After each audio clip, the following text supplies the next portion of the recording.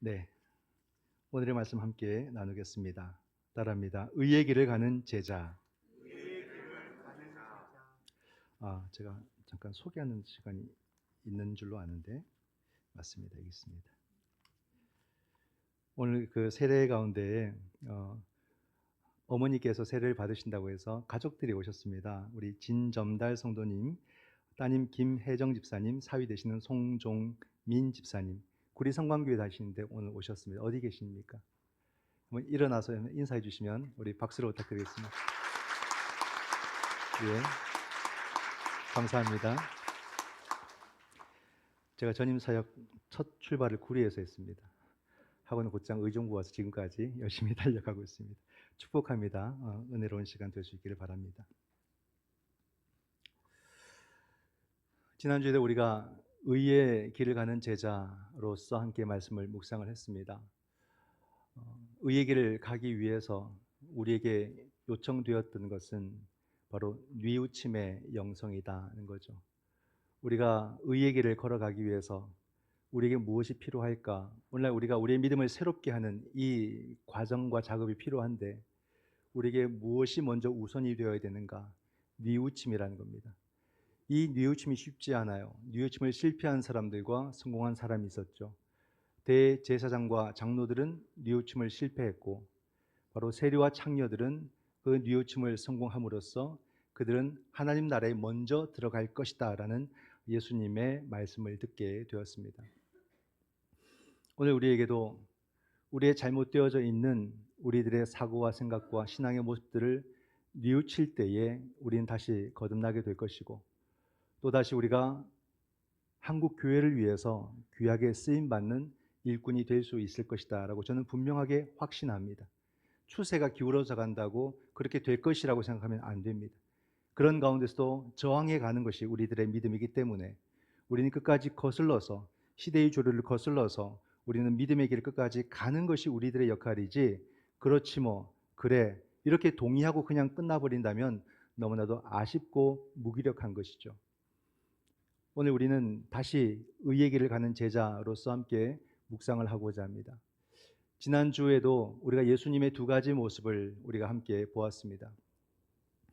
예수님은 한없이 인자한 모습과 함께 정말로 무섭고 두려울 정도로 강한 모습을 같이 갖고 계신 분이었습니다.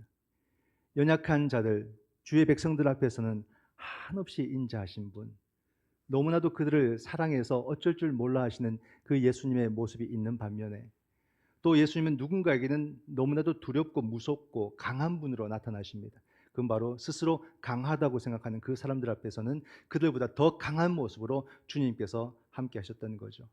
그러면서 하나님의 나라를 담대하게 선포하신 분이 예수 그리스도였습니다. 오늘 본문에서도 우리는 또 한 사람을 만나게 되는데 예수님을 아주 많이 닮은 사람이에요. 그가 바로 사도 바울입니다. 이 사도 바울도 예수님을 닮아서 그런지 두 가지 모습을 가지고 있어요. 그가 복음을 전할 때에는 그 사람들, 이방인이든 유대인이든 그 성도들 앞에서 한없이 인자한 사랑이 넘쳐나는 그런 사도의 모습으로 이 바울의 모습이 나타나게 되고 또 어떤 사람, 복음을 방해하는 사람에게는 한없이 무서운 사람으로 강한 사람으로 독설을 내뱉기도 하고 욕설과 같은 그런 말을 하는 사람이기도 합니다. 바울의 모습인 거예요. 참 약자에게는 한없이 약해지고 강자들 앞에서는 한없이 강해지는 이 멋있는 믿음의 모습을 예수님도 바울도 가졌다라는 사실이에요. 오늘 본문 2절에도 보게 되면 바울의 독설을 우리는 만나게 됩니다. 조금 낯선데요. 개들을 삼가하고 행악하는 자들을 삼가하고 몸을 상해하는 일을 삼가라 이렇게 말합니다. 개들을 삼가하고 행악하는 자를 삼가하고 몸을 상해하는 일을 삼가라. 바울이 누군가를 비난하고 있어요. 바울이 비난하는 사람들은 누구일까? 정말 악한 사람들일까? 도리어 그 당대에 보게 되면 경건하다고 사람들이 불러주는 사람들이에요. 할레파 사람들입니다. 몸을 상해하는 일을 삼가라 라고 말하잖아요. 할례를 말하는 거예요. 할례. 이 할례파들을 향해서 바울이 그들을 삼가라라고 이렇게 2절에서 말씀을 하고 있습니다. 유대인들은 남자아이가 태어나게 되면 8일 만에 할례를 행합니다. 아브라함 때부터 이게 흘러오는 전통이고 이것이 율법이 또 되었죠.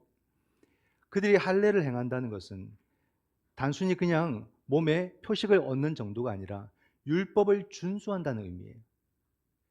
이 율법을 준수한다는 것이 그들에게 어떤 느낌이냐면 그들은 자신들이 이 율법을 몸에 지녔다라고 생각하는 엄청난 자부심을 갖는 사람들이에요. 이것이 그들에게 어떤 작용을 하게 되냐면 이것은 율법이 어느 신앙보다는 자기를 다른 사람과 구분시켜주고 자신들의 위치와 지위를 지켜주고 높여주는 그런 도구로서 율법을 사용을 했던 것입니다. 율법을 지키면 지킬수록 율법의 흔적이 내 몸에 있으면 있을수록 다른 사람과 나가 구분되는 거예요. 나는 뛰어난 사람이고 위대한 사람이고 다른 사람들이 근접할 수 없는 그런 삶을 사는 사람이다. 이렇게 스스로 자부심을 갖도록 만들어주는 도구로서 이 율법을 사용하고 있었던 거죠. 그렇기 때문에 바울이 그들을 개라고 했습니다. 개. 그들을 삼가라. 이렇게 분명하게 말을 합니다. 사도 바울이 왜 이렇게 과격하게 이야기를 할까? 어느 정도 좀 언어 순화를 해서 그래도 기독교인이면 조금 인격을 갖추고 이렇게 좀 부드럽게 말하면 좋을 텐데, 그죠? 근데 이것은 보면 할례파들과 바울의 부딪힘이라고 볼 수 있어요. 이 할례파나 바리새인들이나 또는 장로들이나 대제사장이나 다 비슷비슷한데요. 이 사람들은 이미 자신들의 지위를 공고히 딱 구축하고 있는 사람들이에요. 누군가가 이 지위를 흔들면은 그들은 절대 가만두지 않습니다. 완전히 그 사회에서 이렇게 그냥 사라지도록, 그 사회에서 존재하지 못하도록 그들은 힘을 써서 만들어버리는 거예요. 아무도 자신들의 지위를 도전할 만한 사람이 지금까지는 없었는데 이 바울이라는 사람이 복음을 들고 나타나서 자신들의 지위를 너무나도 쉽게 흔들어 버리는 거예요. 많은 사람들이 바울의 그 말에 현혹되는 것처럼 보이고 바울을 따라가는 모습을 보는 겁니다. 그러니까 이 사람들이 바울을 가만두지 않죠. 그때부터 이 사람들은 바울을 쫓아다니면서 괴롭힙니다. 바울이 교회들을 세워나가면 그 교회에 가서 그 바울의 가르침이 잘못되었다라고 사람들에게 잘못된 마음을 심어주는 거죠. 바울이 굉장히 오해를 많이 받았어요. 공격을 엄청나게 많이 받고 바울도 사람이거든요. 그럼 그것이 부담이 되기도 하고 마음의 상처가 되기도 하고 엄청나게 힘든 시간들을 겪게 됩니다. 심지어는 바울의 사도권마저도 부정을 했어요. 사도권은 너무나도 중요합니다. 바울이 다른 것은 다 양보해도 사도권은 절대 양보하지 않거든요. 바울 서신을 볼 때면 자신의 사도직을 계속해서 강조를 합니다. 왜 그러냐면 어떤 지위와 어떤 직에 대한 욕심이 아니라 사도권을 갖는다는 것은 말씀 선포권을 갖는다는 말이에요. 사도권을 포기하게 되면 말씀 선포를 못하는 겁니다. 그렇기 때문에 사도직에 대해서는 분명하게 확고하게 그가 그것을 고수하고 주장하는 거죠. 나는 사도다. 예수 그리스도께로부터 직접 내가 사도권을 받았다라고 그렇게 이야기를 합니다. 그렇게 해서 계속 갈등과 다툼이 일어나는데 바울이 견디지 못하는 그런 부분이 있어요. 그게 뭐냐면 바로 이 복음을 훼손하는 거죠. 이 사람들이 예수 그리스도의 십자가와 부활의 복음을 훼손하는 그 모습을 볼 때에 바울은 그때는 목숨을 거는 겁니다. 목숨을 걸고 그들과 맞서게 되고 복음을 지키고 복음을 수호해내고 복음을 변증하고 그 시대 가운데 복음을 복음되게 하는 그런 역할을 바울이 해왔던 거예요. 이것을 볼 때 여러분, 오늘날 한국교회가 무엇을 우리가 붙들어야 되고 무엇을 닮아야 되는가를 배우게 되는데 오늘날 한국교회 안에서 가장 많이 다루어지는 이야기가 뭘까? 이렇게 보게 되면요. 정치 이야기. 얼마나 교회가 정치화되었는가를 볼 수 있습니다. 정치 이야기를 굉장히 많이 하거든요. 정치 이야기 좋아요. 우리 정치에 관심을 가져야 되고. 그러나 우리가 정말로 많은 것을 나누고 또 대화를 해야 될 정치는 뭐냐면 그것이 보수이든 진보이든 보수는 보수의 건강한 공약을 내고 또 진보는 진보대로 또 진보에 맞는 그런 공약들을 내고 이렇게 해서 어떻게 국민을 바르게 섬기고 어떻게 나라를 바르게 섬길까를 고민하는 대화를 해야 된다 이 말입니다.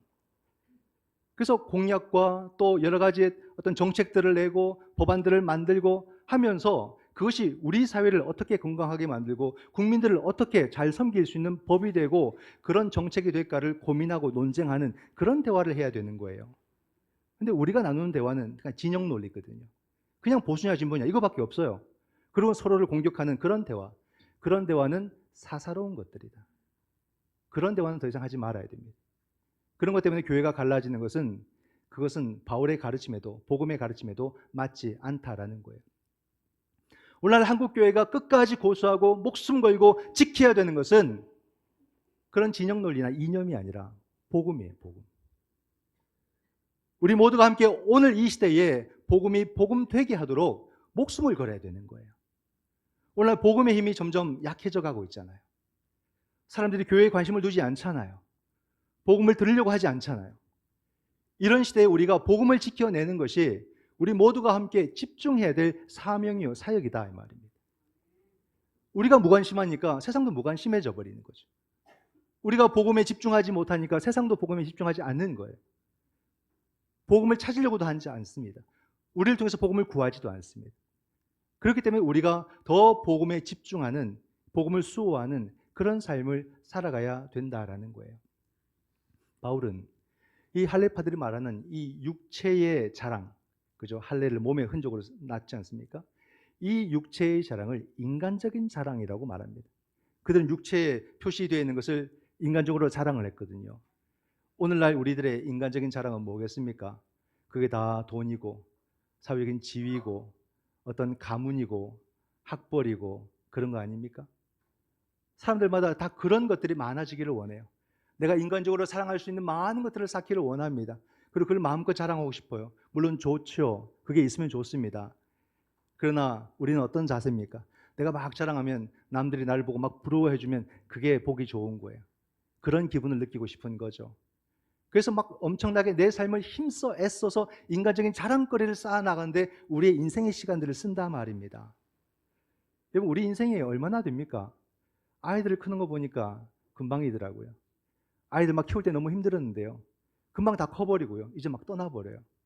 그리고 나는 이제 중년이 되고 또 노년이 되고 한 인생의 마지막 시간이 금방 다가오고 인생은 너무 짧거든요. 너무 빠르거든요. 그런 인생을 정말 하나님께서 인생의 자랑거리 많이 만들려고 우리에게 보내주셨을까? 그건 아닌 것 같은데 우리가 목매어 사는 것들이 그러한 것들이 아닌가? 그런 걸 볼 때 참 두렵습니다. 여러분 그런 걸로 따지면요. 바울은 자랑이 차고 넘치는 사람이에요. 자랑할 게 너무 많은 사람이 바울입니다. 오늘 말씀에도 4절로 5절, 6절까지 보게 되면 바울이 그럼 내가 한번 자랑해 볼까요? 그렇게 이야기를 합니다. 바울도 난지 8일 만에 할례를 받았고요. 나는 이스라엘 사람이고 그리고 베냐민 지파고 나는 뭐 히브리인 중에 히브리인이고 나는 바리새인이고 내가 교회를 핍박하기는 여러분하고 비교도 안 될 정도로 내가 그 열정으로 교회를 핍박했던 사람이고 내가 율법으로는 흠이 없는 사람이라고. 그리고 그는 가말리엘의 문화생이고 로마 시민권까지 가진 사람, 당대의 모든 사람들이 부러워할 만한 모든 조건을 다 가진 사람이 바울이었던 거예요. 그렇지 않습니까? 오늘날로 말하면 뭐라고 표현할 수 있을까요? 좋은 집안이고 가문이고 정말 최고의 학벌이고 가진 거 다 가졌고 뭐 외국어도 뭐 4, 5개 국어 하고 내가 뭐 글만 쓰면 전부 다 베스트셀러가 되고 그게 바울의 모습 아닙니까? 천재 같은 가문도 좋은 데다가 머리도 좋고 많은 사람들이 이렇게 막 좋아해 주는 그런 사람이 바울인 거예요. 근데 바울이 뭐라 그래요? 내가 이 모든 것을 배설물처럼 버려놓으라. 여러분 이 말을 우리가 잘 들어야 돼요. 바울이 그냥 겸손한 척하려고 한 말이 아니다 이 말입니다. 배설물이라는 것은 버려지는 것이에요. 영양가가 하나도 없습니다. 냄새나는 것들이에요. 그것을 지키기 위해서 아무도 노력도 하지 않습니다. 버려야 되는 것들이. 자기가 가진 모든 것들 그것을 바로 배설물처럼 여긴다라고 바울이 말을 하고 있습니다. 그 말이 진솔하다는 것을 우리가 알 수가 있죠. 오늘 여러분 이 바울의 모습을 통해서 우리가 무엇을 배울 수 있는가? 배설물처럼 버린다. 참 나는 과연 이렇게 할 수 있을까? 그토록 얻고자 했던 가지고자 했던 이 모든 것을 나는 배설물처럼 버릴 수 있을까? 우리 개인적인 마음의 의지로는 하기 힘든 것들입니다. 이게 잘 안 돼요. 우리의 본성이 그것을 허락하지 않습니다. 그럼 어떻게 바울은 이것을 할 수 있었을까? 바울은 어떻게 삶의 방향 전환을 이루어낼 수 있었을까? 이것은요 그냥 많이 깨달아서 그냥 많은 변화를 가져왔다가 아니에요. 완전히 돌아섰다는 겁니다. 이게 바로 회개잖아요. 하나님의 나라를 향해서 완전히 돌아서는 것이 회개라고 우리는 배워왔습니다. 바울은 이것을 한 거예요. 이걸 이루어낸 거예요. 어떻게 삶의 완전한 전환을 이룰 수 있을까? 이게 오늘 저와 여러분, 우리 모두의 관건 아니겠습니까? 이걸 무엇으로 비유해 볼 수 있을까? 말씀을 준비하다가 저의 어떤 한 예를 이렇게 떠올리게 되었습니다. 적절할지는 모르겠습니다. 저는 가족들과 자주 못 다니니까 그래도 1년에 한 번 정도는 우리 가족들 단합회 하듯이 우리 1박으로 나가자 이렇게 해서 나갑니다. 그렇게 하면 이틀은 꼬박 아이들 얼굴을 계속 볼 수 있고 대화를 계속 할 수 있으니까 참 좋아요. 그래서 맛있는 거 사줘가면서 대화도 하고 또 얼굴 쳐다보는 것만으로도 참 좋고 그런 시간들을 막 가지는 거죠. 이 가족 애를 위해서 나름 많은 고민도 하고 노력도 하면서 우리가 살지 않습니까? 그렇게 해서 이렇게 갑니다. 이것도 가보고 저것도 가보고 저렴한 숙소를 이렇게 또 막 인터넷으로 찾죠. 그렇게 하고 예약을 하는데 제가 바다를 좋아하다 보니까 바다를 한 번씩 가요. 그래서 가면 주로 또 동해 쪽을 좋아하거든요. 동해 쪽을 가면 주로 설악산 쪽으로 가지 않습니까? 그래서 숙소를 예약을 하고 이렇게 갔어요. 설악산 쪽에 숙소를 예약해서 가면요, 그쪽만의 특징이 있어요. 가면은 그렇게 묻습니다. 로비에서. 이미 돈 내고 예약하고 갔는데 물어요. 산이 보이는 방을 원하십니까? 바다가 보이는 방을 원하십니까? 물어요. 어느 쪽에도 말하면 그만큼 돈을 더 내라는 거예요. 참 그게 좀 이상해요. 거기는 지형 자체가 뒤가 산이고 앞이 바다예요. 건물을 세워놓고 산 보이니까 산값 더 내라 그러고 바다 보이니까 바다값 더 내라는 거예요.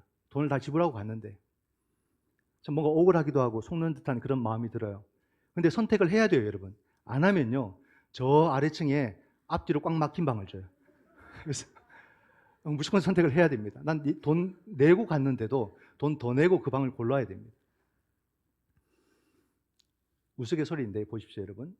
내가 이 마운틴 뷰를 내가 선정을 했어요. 산이 보이는 뷰를 선택하고 들어가면요, 산만 보여요. 산이 아름답죠. 그 산만 딱 보게 되는 거예요. 근데 내가 방을 바꾸었어요. 반대편 방향으로. 그러면 더 이상 산이 보이지 않아요. 완전히 바다만 보이는 거예요. 이걸 말하는 겁니다. 이걸 우리 인생에다가 우리가 비유해 본다면 우리가 이전에 보던 그 방에서 완전히 다른 방으로 방향을 바꾼 거예요. 우리의 뷰가 달라지게 되면은, 보는 것이 달라지게 되면 생각하는 게 달라지게 되고, 생각이 달라지게 되면 계획이 달라지게 되고, 계획이 달라지면 실천이 달라지는 거예요. 바울은 완전하게 돌아선 겁니다. 그가 돌아섰던 방, 그가 돌아서서 바라보는 뷰는 뭐냐면 그게 의의 길이고 그게 구원의 길이었던 거예요. 이 길을 만나게 되고 이 길에 들어섰는데 어떻게 그가 과거로 돌아갈 수 있겠습니까? 눈꽃만큼도 그럴 생각이 없는 거예요. 그렇기 때문에 자신이 가졌던 모든 인간적인 자랑을 나는 아까워하사 하는 것이 아니라 과감하게 배설물처럼 버리노라, 이렇게 고백을 할 수가 있었던 겁니다. 이런 전환을 말하는 거예요. 9절에서 바울은 이렇게 이야기를 합니다. 내가 가진 의는 율법에서 난 것이 아니요 오직 그리스도를 믿음으로 말미암은 것이니 곧 믿음으로 하나님께로부터 난 의라. 자신의 삶의 방향을 바꿀 수 있었던 것은 율법으로부터 말미암는 의가 아니라 하나님으로부터 주어진 의라는 겁니다. 율법으로부터 말미암는 의라는 것은 자기가 최선의 노력과 공로를 쌓음으로써 얻을 수 있는 최선의 것인데, 하나님의 의라는 것은 내가 아무리 죽을 똥 살 똥 노력을 해도 얻을 수 없는 것이고 하나님이 은혜로 선물로 주셔야만 얻을 수 있는 의라는 거예요. 그 의를 받았으니 무엇과 비교할 수 있겠습니까? 그러면서 그는 말합니다. 내가 이 의, 하나님의 의를 어떻게 받을 수 있었냐면 그게 바로 부활하신 예수 그리스도로 말미암아서다, 이렇게 말해요. 결국은 주님을 만났던 거예요. 주님의 경험이 자신으로 하여금 완전히 다른 삶을 살도록 만들어주었다. 이게 바로 하나님의 의였다. 여러분, 자기 의로 사는 것과 하나님의 의로 사는 것은 삶이 완전히 달라요. 그냥 어느 정도 차이가 아니라 다른 인생을 사는 겁니다. 길이 다르니까. 자기 의로 사는 인생은 정말 피곤하거든요. 인생의 자랑거리를 쌓기 위해서 얼마나 많은 노력을 해야 됩니까? 만족이 없어요. 만족이 없어요. 좀 얻었다 싶어도 훨씬 더 나은 사람을 보면 또 내 마음이 불편해지고 화가 나는 겁니다. 그리고 또 거기에 대해서 막 마음이 괴로워지는 거예요. 그러나 그런 인생을 살다가 하나님의 의를 우리가 덧입게 되면은 그런 고생과 그런 수고에서 벗어나게 되는 거예요. 하나님의 의는 우리에게 자유를 줘요. 해방을 줘요. 예전에는 그렇게 연연했던 것들이 이제는 뭔가 좀 시시하게 보여요. 어릴 적에 막 그렇게 우리가 정말로 온통 마음 빼앗겼던 걸 어른 되니까 우리가 떠날 수 있게 되잖아요. 하나님의 의를 덧입게 되니까 예전에 그렇게 내가 전전긍긍했던 것들로부터 내가 자유하게 되더라는 겁니다. 이게 그리스도의 의예요. 하나님의 의예요. 그렇게 되면 더 이상 피곤한 인생에서 벗어나게 되고, 콤플렉스 얼마나 많습니까? 거기서 벗어나게 되고, 피해의식, 의외로 사람들 피해의식 많습니다. 무슨 말하면 나한테만 한 말인가? 눈이 막 커지고 막 그래요. 그게 자기 의로 살았던 그 모습이 나에게 허락해준 병이에요, 병. 그러므로 오늘날 우리가 하나님의 의로 살아야 되는 이유가 너무나도 분명하다는 거죠. 이게 얼마나 소중한가? 우리가 하나님의 의로 살기 위해서 뭘 해야 됩니까? 하나님께로 가야 되는 거예요. 하나님께로 가야 그 의를 만날 수 있다라고 말해 주지 않습니까? 당시의 사람들은 인간의 최고의 자랑은 바로 예루살렘 성전이라고 했어요. 그러나 그 성전에는 하나님이 계시지 않았어요. 도적의 소굴이라고 그랬습니다. 정작 하나님은 어디 계셨습니까? 그들이 버린, 그들이 죽인 바로 십자가 위에 하나님이 계셨던 거예요. 그래서 누구든지 그 십자가를 바라볼 때에 그리스도의 의를 덧입을 수 있다고 바울이 그렇게 외치는 거 아닙니까? 이 의라는 거죠. 오늘도 우리에게 관건이 바로 이겁니다. 우리가 하나님께로 갈 수 있느냐? 우리가 예수 그리스도에게로 갈 수 있느냐? 우리의 마음이 콩밭에 있기 때문에 이게 참 어려운 주제인 거예요. 오늘날도 한번 보십시오.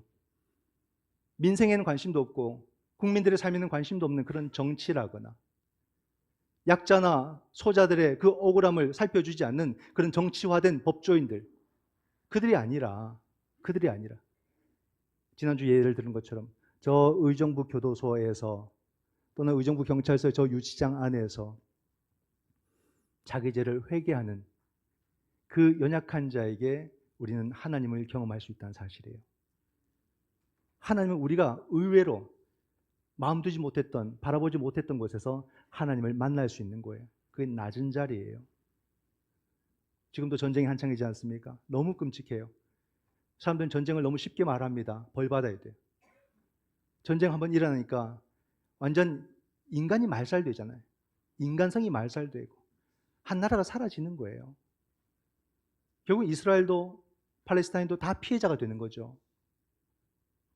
여러분, 그 전쟁의 이면에서 웃고 있는 방산기업들이나 정치인들, 철근을 빼가면서 순살 아파트를 만들면서 일확천금을 누리는 그런 경제인들에게서가 아니라 오직 이름도 없고 빛도 없지만 예수 믿음으로써 한평생을 살려고 애쓰고 노력했고 그 인생의 마지막 시간을 맞이하면서 병상에 누워있는 그 한 소자에게서 우리는 예수 그리스도의 생명의 빛을 보게 될 줄 믿습니다. 그러므로 우리는 어디로 가야 주님을 만날 수 있을까를 고민을 하셔야 돼요. 그게 바로 우리가 의를 만날 수 있는 길이고 의의 길을 걸어가는 길이 될 것입니다. 바울은 이 노력을 해왔던 거예요. 이전에 그의 눈을 가렸던 것에서 벗어나서 정말로 그 낮은 자리로 감으로써 정말 하나님의 의를 만나게 된 이 바울의 모습, 그 삶이 어찌 보면 이전보다 더 열정적인, 교회를 핍박했을 때보다 더 뜨거운 그런 삶으로 바울이 들어가게 됐다 이 말입니다.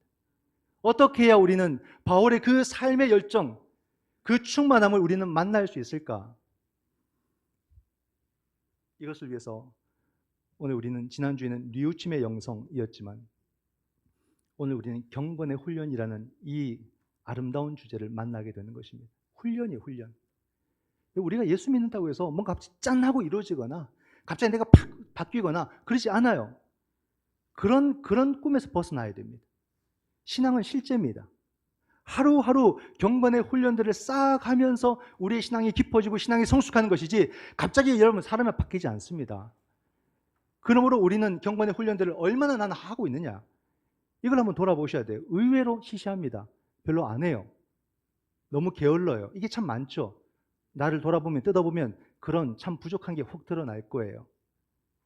이번 아시안게임에서 참 감동적인 장면들이 많았어요. 그 가운데서 참 제 마음에 이렇게 와닿았던 게 뭐냐면 이 배드민턴 안세영 선수 참 대단해요. 몸도 여리여리하고 지금 작아 보이는 아가씨인데 청년이겠죠. 그 바닥에 수도 없이 넘어지는 거예요. 몸을 안 아끼고 날리는 거예요, 그냥. 그리고는 마지막에 탁 라켓으로 셔틀콕을 탁 쳐서 네트를 펄짝 넘기고 계속해서 몸을 던지면서 그러는 거예요. 나중에 중국 선수가 치다 지쳐가지고 나중에 안 받더라고요. 무릎을 꿇어버려요, 그 자리에서. 정말 대단하다. 이 게임은 그냥 한 게임하면 몸이 다 망가지겠다, 이렇게 생각이 들 정도였어요. 근데 나중에 그 어린 선수가 뭐라고 이야기를 하냐면, 수없이 넘어져 보니까 빨리 일어나는 법을 배우게 되더라. 어디 배운 게 아니라 자기가 그렇게 경험하고 하는 말. 그러니까 그 말이 훅 와닿는 거예요. 임계점을 넘었던 거예요. 우리는 어디까지 가야 되냐면 그 경계선까지 가는 게 아니라 그 선 넘어야 돼. 임계점을 넘어야 돼. 우리의 경건의 훈련이 그렇게 가야 돼요. 다 한때는 뜨겁게 해봤잖아요. 다 추억 먹고 살아요. 신앙생활도. 그래서는 안 된다, 이 말이에요. 누구든지 그 정도는 다 해봐요. 거기서는 변화가 없어요, 여러분. 그 정도가 그럼 변화는 안 됩니다. 한평생 하셔야 돼요. 내가 주님 만날 그때까지, 내 인생 허락된 그 모든 시간까지 그 삶 자체가 구도자의 길이고 경건의 훈련이라고 생각하고 포기하지 않고 가야 되는 거예요. 우리가 세월이 흘러서 나이는 들어가고 머리는 휘어져가고 주름은 져도 이 바울의 뜨거운 가슴은 우리도 더 뜨거워져야 되는 거예요. 이 열정들은 우리가 점점 더 뜨거워져 가야 된다. 바울이 여러분 그냥 바울 된 게 아닙니다. 다윗이 그냥 복 받은 게 아니에요. 다윗의 복을 달라, 바울의 복을 달라, 그렇게 기도하지 마세요. 그들의 삶을 달라고 기도하셔야 돼요. 그들은 죽을 고비를 수도 없이 넘기면서 그 삶을 믿음의 길로 걸어갔던 그 길의 결과가 그 영광이었던 거예요. 오늘 우리도 거저 신앙생활을 하려고 해서는 안 되겠죠. 이 시대 속에서 내가 정말로 구도자로서 이 경건의 훈련들을 나는 어떻게 갈까? 나는 어떻게 예배 생활을 하고 어떻게 기도 생활을 하고 어떻게 말씀 생활을 하고 이 모든 것을 통해서 내 삶을 그 위에다가 세워갈까? 그런 계획을 구체적으로 하셔야 돼요. 머리로 생각으로 마음으로 하는 것을 멈추고 몸으로 실천하셔야 된단 말이에요. 실제적인 행동으로서 경건의 훈련들을 해 나가야만 하는 거예요. 말은 이미 아브라함보다 더합니다. 그러나 행동은 못 따라가잖아요. 우리가 행동으로서 이 경건의 훈련들을 얼마나 구체적으로 해 나갈 것인가, 여기서 모든 것은 결정이 날 것입니다. 13절과 14절 말씀을 제가 읽고 마치겠습니다. 형제들아, 바울의 목소리를 들으십시오.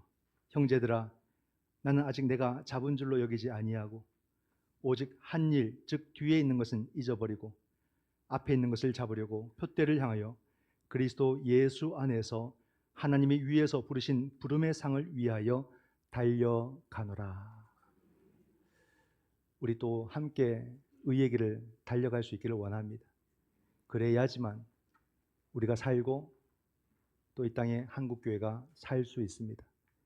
끝까지 우리가 믿음으로 예수 제자로 의의 길을 걸어갈 수 있기를 주님의 이름으로 축원드립니다. 아멘. 기도하겠습니다.